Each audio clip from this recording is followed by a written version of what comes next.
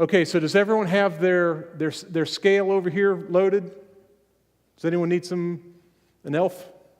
No, we got the scale? Okay. So now's the fun part. Okay, so you can just take your cursor and put down whatever you want. You can just type over it or space bar it. You just space bar what do you want in these different years, and then how much money do you want to put towards it. If you call it actually college, spelled that way, and retirement income spelled that way, it will automatically summarize at the bottom of the spreadsheet how much retirement money you need in college. But if you want to spell college different, or if you want to spell retirement different, then you won't get all your retirement or college at the bottom. Okay, but here's an example. Let's just do one. Let's just start with retirement. Go up a little bit higher, Gavin. Right there. Right there. See that where the thing is that you're okay. Well, first, when do you want to retire? So you get to dream. And if you don't know, most people would be 65. However, it's pushing up. It's pushing up. It might be 68. So that retirement thing is moving up. It wouldn't surprise me at all by 20 years from now if it's 72. And so it's moving further to get people to work longer because they didn't save enough to be able to retire. And so the work world is starting to adjust to that. But you pick a date and then come over and retirement, if it's not there, type it in. And then how much money do you want for retirement? Stick in that. If you stick it in that first number, it just replicates down. So let's just say, 50,000. Put in whatever number you want to retire on. But remember, if you're dreaming big, which is nice, and then the next spreadsheet is reality, okay, you might just want to dream knowing that we're going to go to a reality spreadsheet right after this one, okay? And so, but stick a number in. It could be a good one if you don't know is what are you making now? Just put that number in. Okay, does that make sense? And if you put it right there, it should replicate down. See how Gavin put in that thing and it just went all the way down? But then here's another, sad reality. Gavin, come down, and this column is you. Gavin, do you think you're going to live till 105? So somewhere in here, last I checked, Blue Cross thinks I'm going to die at 82. So that's where I work. So then you can zero out all these other ones from whenever you want to plan on it. So they gave me that nice letter that says, they phrased it real positively. You have benefits that will take you up to age 82. 83? Well, somewhere else, not us. All right, so they think I'm dead then. And so by putting a zero there, it just puts zeros down, and then it doesn't save for that. However, if I wanted to plan on me living to 85 or 90 or 95, you just leave the numbers in there and then just zero out the ones below that. Does that make sense? Okay, so now come up higher. Okay, the next thing that's typically, and again, I am not laying out your plan, but another big number is the college. If you think you're going to get married, and if you think they're going to have kids, or if you already have kids, and you want to provide college education without them taking a loan, or if you want to do a mix or something, then, look at what the ages are. So right here at 18, so that college really needs to go up one. Does that make sense? So you type college right there. There you go. And then put how much do you want to spend on college? You can put in the number. So college costs can be anywhere from $5,000 to $50,000, easy. Just depends what you want to do. And the younger you are, the easier it is. But let me just show you something here. Okay, so for Gavin, he just put in $10,000. That is $10 a month. See that number right there? That's how much. If he just put in $10 a month starting now, he will fund that first year of college. So that's how the spreadsheet works. As you put in, go down to the retirement. I'm sorry, let me do that on retirement. So $75,000 is only $26. Okay? $26 a month is like Moe's. So if I just do Moe's Monday and cut that out each week, I've just funded my first year of college for my kid. Hey, I'm just saying. Did I do it right or did I miss something? Retirement, 75, 26 bucks. Mo's is what? $7? Oh, it's gone up. Oh, well, 7, and then that's 4, so that's 28 bucks for if you did it for the month. And I just funded $75,000 for my first year of retirement. It was just by cutting out Mo's Monday. And that's not funny money. That is real $75,000 I can live on for an entire year. And I can live on $75,000. That'd be pretty awesome. Do you see a difference of how this is working? And the guiding principle is the further you can plan out, the cheaper it is per month. Who had a question? Yes, Jacob. Are you putting this 26 into an IRA, just a regular? That's next week. This week is to figure it out. Next week is to tell you how to do it. But you're in good shoes because that's what John did when he was in this class. He kept on saying, I want to know the investments, I want to know the investments. Okay, so, all right. Put your seatbelt on. That'll be next week. All right, so do you see how that works? So this tells you whatever in the column out here tells you how much a month you need to have. And the further you can plan, the cheaper per month it is. Now let's go to the other extreme. Gavin, come up to the top. Okay, right here, buy a computer. Let's just say that's down payment to house. Just retype over that and say down payment to house. And I didn't save for it, okay? And I need $15,000. Okay, and put in $15,000 right there. Okay? I have to make $1,250 a month payments in order to pay that off. So if you're right here and you're planning this far ahead, it is very expensive to live. If you would have thought that you might buy a house one day, and you would have thought to plan for it, it would have been significantly cheaper each month. Do you see the difference? And so the more you dream in, I want it this year, I want it next year, and I want it the year after, these are see how they're color-coded? Those are very, very, very expensive years. Because you basically haven't learned the discipline of saving, but you want something now. You know? That's just the way it is. And so it doesn't mean you can't do it, but you only make investments, you only make 1% on investments in those years. And 1% is not much. However, in future years, you can make 8%. In the middle years, you make 5%. So the more you can defer to get into the blue section, the cheaper things are going to be because the investments are working for you, as opposed to you just want something now, but you don't really want to wait to get it invested. Do you see a difference? It's sort of like my son, when they were little, it's like, I want it now. You know, I think we banned that word for a while because we heard now so much. It was like, no, you can't have it now. Okay, so it's one of those things.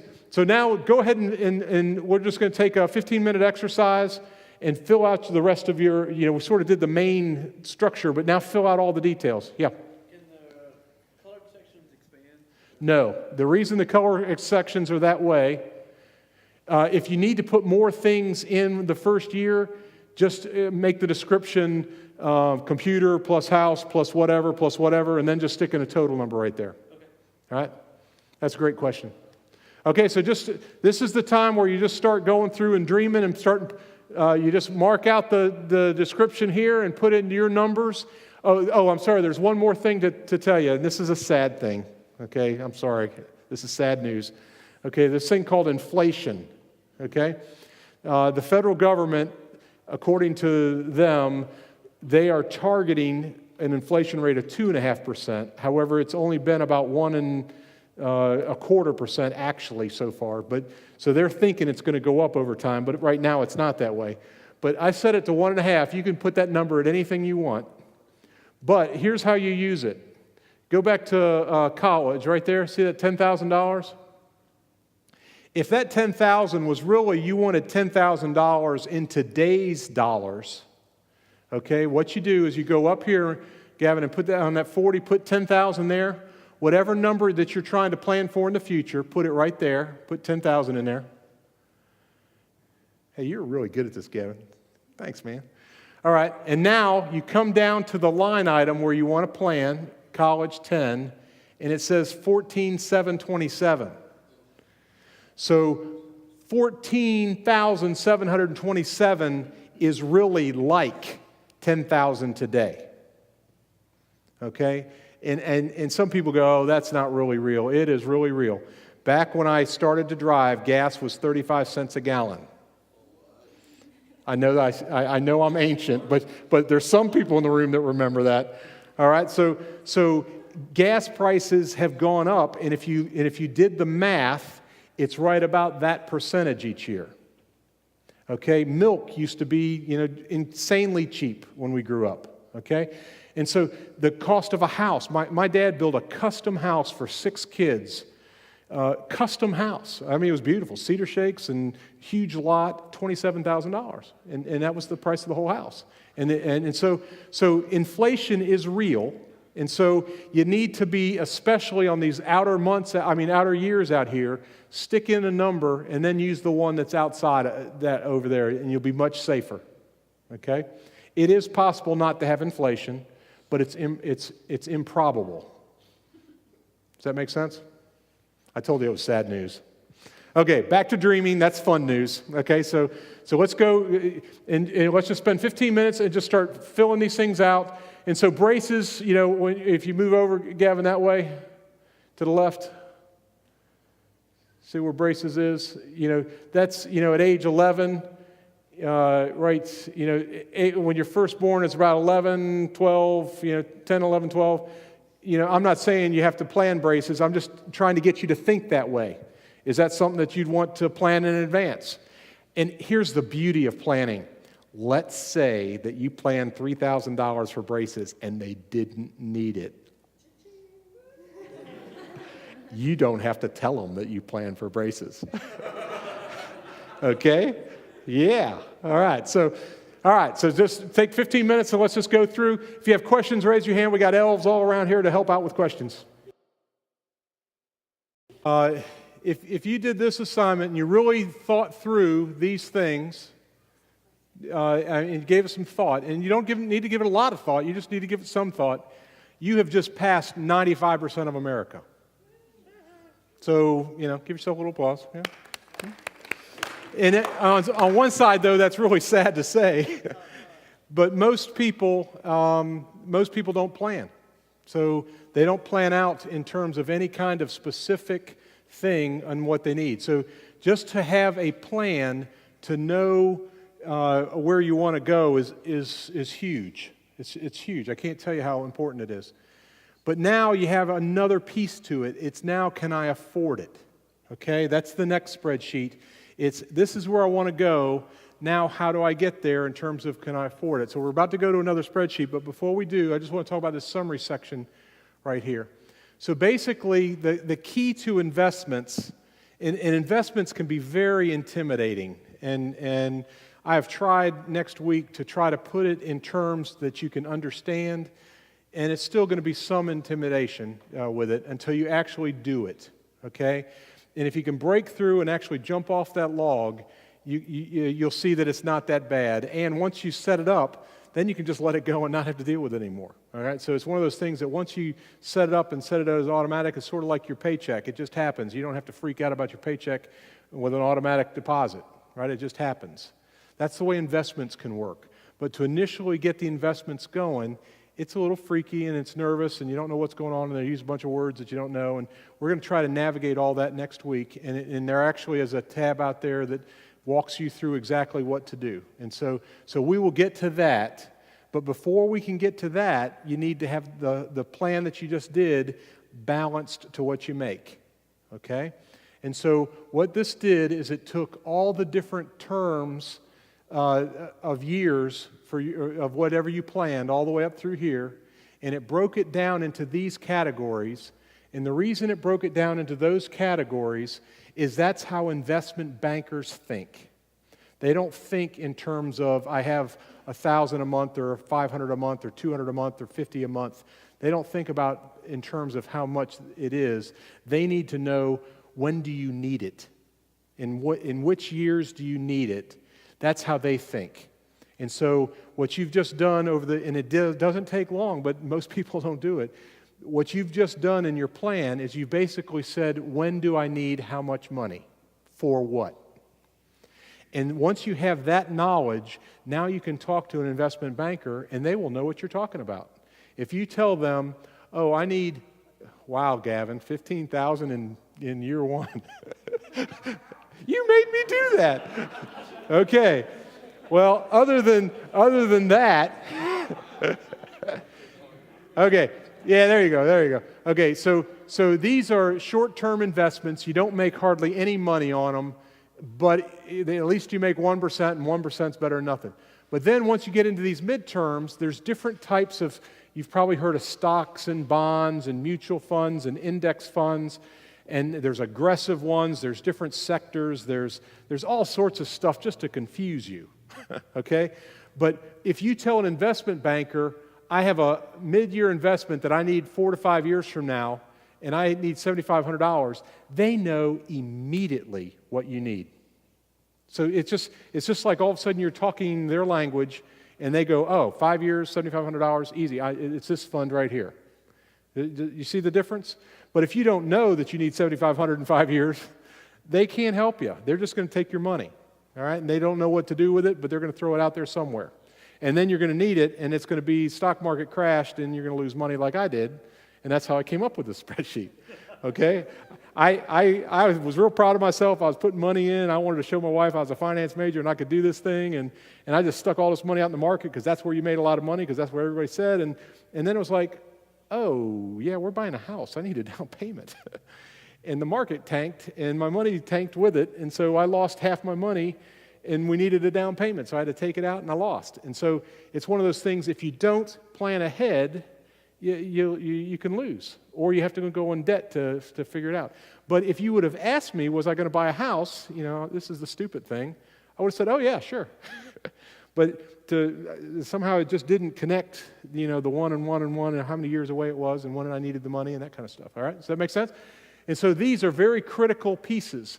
And the more you can get, hey Gavin, if you go over here, I think there's some percentages over here off to the right there.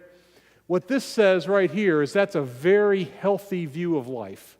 That says I only need 7% of my money now, 37% midterm investments, and 56% long-term. If I saw those percentages, if you have big numbers at the bottom percentages, that means you are thinking ahead. And that means you're planning ahead. That means you're out there. And that just means you're going to get it for cheaper, whatever it is on your sheet. However, if this is reversed and it's 56% of your money is needed now, you're going to spend a lot more for things than you could have if you would have thought of it sooner. See how that works?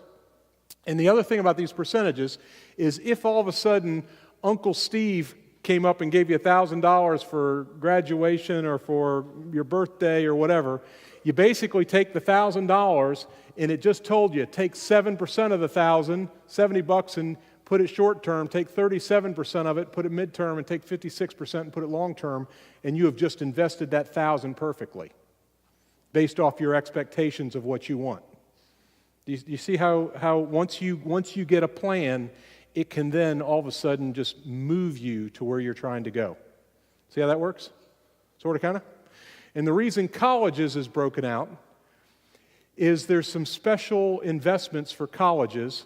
It's called a South Carolina 529 plan, and different states have them. And basically, the state says, hey, if you put money in one of these accounts, we won't charge you any tax on it the whole time it's in there. And then when you need it, we won't tax you when you take it out as long as it's on college-related expenses. But there's a catch. The catch is it needs to be a South Carolina school. And so, it's one of those things, it's like, I don't have to pay tax, but, I got to think through my kids. Are they going to be in South Carolina? Am I going to be in South Carolina? So that's a trade-off that you have to think through, but that's why it's itemized. You might want to invest that differently. It's called a 529 fund. Have you heard of a 401k fund? 401k at your work? 529 is just like a 401k. They're tax deferred, but 401ks are for retirement. That's why we have that one itemized.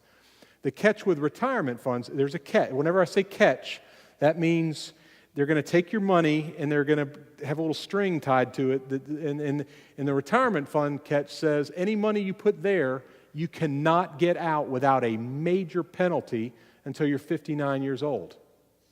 okay? And so, but what they do is they say when you put it in there, they're not going to charge you any taxes for it the entire time, all the money it makes. And there's one kind of investment account for retirement that you pay the tax on the front end, and then there's another one that you pay it on the back end, so you get to pick. We're going to go through that next week. But that's why it's segmented this way, is this is the way it talks to an investment person to help you figure it out, and that's what we'll do next week. All right, with that, now we're going to go to, can we pay for it? So, uh-huh. Can you just real quickly spit some further insight into that guiding principle 65? If I could read it, what does it say? It's the one that says, be sure to model if you want to pay off your house. Yes. Be sure you model the loan in case you need to pay it off early. That's the question. That's going to be next week, so that's a little bit early. But basically, with investments, you also have to look at your debt. So if you have a house loan, if you have credit card loans, you have to look at both of them together. And then next week, we're going to go through some guiding principles to say which ones should get paid off first, second, third, fourth. Do you pay the loan off or do you pay the investment off? Where do you put the money first, second, third? And in general, it's going to be the higher interest rate things get the attention first. So if your loans are a higher rate than your investment assumptions, which were those 8%, 5%, 1%, so if your loan is greater than 8%, you should pay the loan off. If the loan is 6%, I'm making these numbers up, less than your investment assumption, then you should invest the money and pay the loan payments and not pay the loan off. So it's, and just so you know, I am not preaching that you have to get out of debt. That's an individual decision. So I'm not saying get debt free, but we are going to talk about debt in this next section. And the way I talk about debt is I say there's good debt and there's bad debt. All right, and so we're going to get into that in just a minute. Any other questions? All right, let's